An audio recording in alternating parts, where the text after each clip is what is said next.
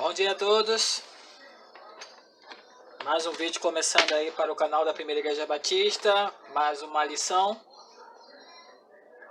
baseada em um dos homens que Deus usou para propagar a sua palavra, chamado Isaías. Estamos aí com mais uma lição, hoje é a lição 4. Lição 4. Desobediência humana e juízo divino. Essa é a lição de hoje. Hoje, mais um domingo aí que o Senhor nos permite. Ontem, sábado, terminou uma semana e hoje é domingo, começa uma e assim Deus tem permitido todas as coisas. Vamos orar para a gente começar? E aí a gente entra aí nessa questão desobediência. Oremos.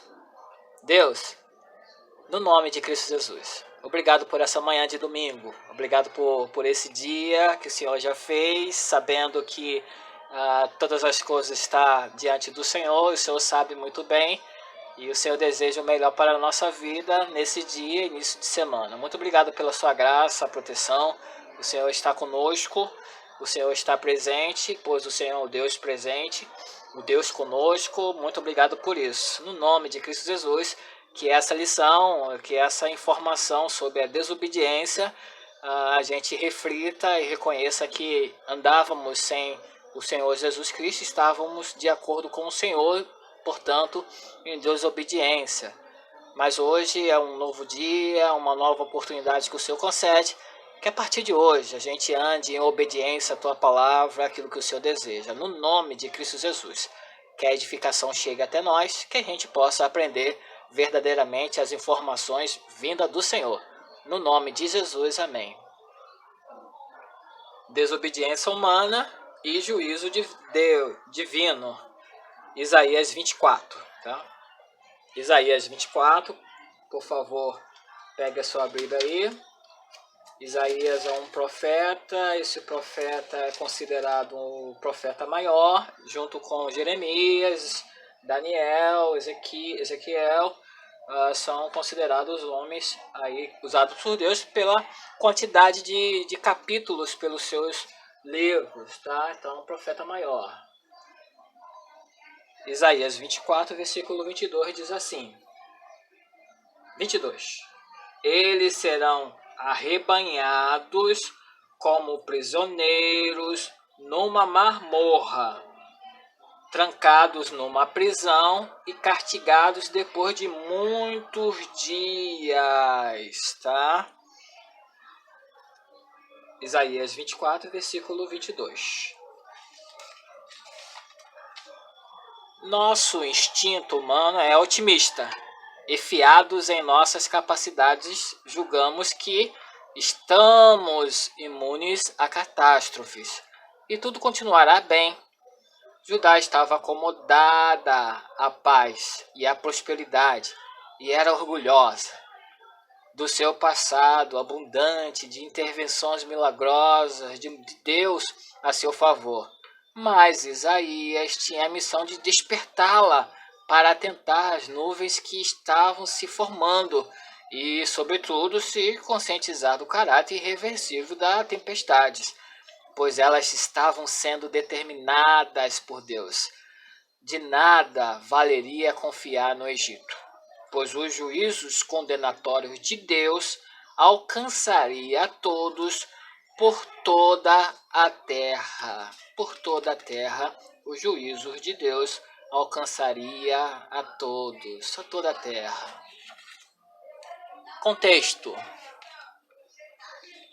O Egito foi a terceira potência política abordada por Isaías.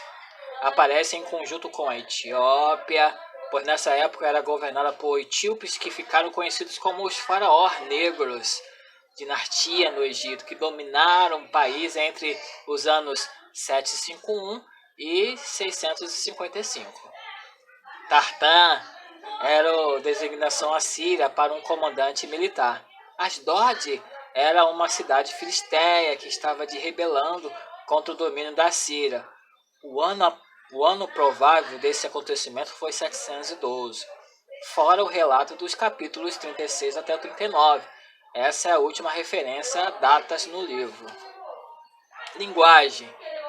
Além dos filhos de Isaías, o profeta também foi incumbido de fazer uso da sua presença e do seu corpo como mídia viva e ambulante, para criar impacto aos que deveriam comunicar. Capítulo 20, versículo 2 e 3. Profecias. A insistência na reafirmação das mensagens e aumento da sua dramaticidade evidencia de que as profecias não estavam sensibilizando o seu destinatário. E sobre isso, Isaías foi advertido por Deus já na sua convocação inicial. Verdades. A fidelidade e a desobediência a Deus nunca são impostas. Fidelidade e desobediência a Deus nunca são impostas. Elas precisam partir de decisão voluntária do ser humano.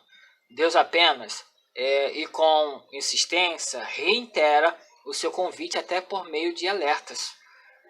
Estou à porta e bato, se alguém ouvir a minha voz e abrir a porta, entrarei. Apocalipse 3, versículo 20. O desenvolvimento do contexto de Isaías apresenta alguns dos pontos de inflexão, e este é um relevante. Deus não é exclusividade de Judá, nem mesmo de Judá, nem de Israel. Deus não é exclusividade de Judá e nem mesmo do povo de Israel. Página 29, lição 4. Os egípcios perderam a coragem e lhes destruirei a estratégia, capítulos 18 e 20. Esses 3 capítulos focam o Egito, o grande vizinho do sul, que embora pouco se empenhasse em ações de expressão territorial, e não era mais o poderio que tinha sido, se constituía em preocupação permanente para Judá e sua política internacional. Comparado aos juízos das suas potências anteriores, essa trazia algo novo e surpreendente. Apresentava também a promessa de restauração. No tocante à destruição, note-se que ela atingiria as 3 fontes de prepotência e do orgulho: a riqueza, o conhecimento e o status. Posição. A prosperidade do Egito era súpria, sempre viera do Nilo. E Deus anunciava que a desolação viria sobre o rio e o que ele supria. Capítulo 19, versículo 5 até o 10. A ciência altamente desenvolvida dos egípcios não serviria para se contrapor à destruição vinda de Deus, nem mesmo para atendê-la. E, sobretudo, Deus desestabilizaria a estrutura social tão sofisticada que o Egito mantinha por milênios. 19, versículo 1. A boa notícia era que a destruição não significaria aniquilação. Haveria restauração que seria firmada no reconhecimento e adoração a Deus. E a promessa valia para o Egito e a Etiópia, dentre as nações estrangeiras que foram alvos de juízo do profeta. Estas duas continuaram existindo até hoje. Egípcio perderam a coragem. Eu lhes destruirei a estratégia, capítulo 18, versículo 20. Não, capítulo 18 até o capítulo 20, né? Então é o capítulo 18, 19 e 20. Os egípcios adoraram com assírios. Capítulo 19, versículo 23 até 25. A boa notícia era maior. Inimigos belicosos e em beligerância seriam unificados por vias faciais de comunicação em uma par de grande extensão. Viria a substituir a geografia bloqueada por exército disputando territórios. Mas ainda, pasme-se, os egípcios e assírios eram um conjunto com Israel adorando a Deus. E por quê? Porque esses povos também são criações de Deus. O desenvolvimento do contexto de Isaías apresenta alguns pontos de inflexão, e este é um relevante. Deus não é exclusivamente de Judá, nem mesmo de Judá, nem de Israel. Deus é Deus de todos os povos. e a graça do seu amor deve se estender a toda a raça humana. Se houve alguma parte dos oráculos de Isaías que tenham sido bem recebidos em Jerusalém, certamente esses os respeitos de cuidados de Deus a estrangeiros e inimigos não estariam entre eles. E isso nos leva a entender quantas percepções e certezas e desastres iminentes deveriam destruir para realçar as verdades de Deus. Capítulo 21 e 23. A seção das profecias contra as nações, capítulo 13 até o 23, se encerrou com a repetição do anúncio do fim da Babilônia, capítulo 21, do versículo 1 até 10. Mais oráculos contra dois lugares pouco identificáveis, do Mar e Arábia, capítulo 21, versículo 11 até o 17. E por último, o anúncio acerca de Tiro, o grande porto da antiguidade, território fenício, capítulo 23, que também apresentou uma promessa de restauração, um tanto quanto enigmática, capítulo 23, versículo 15 até o 18. Porque subiste todos os telhados, capítulo 22.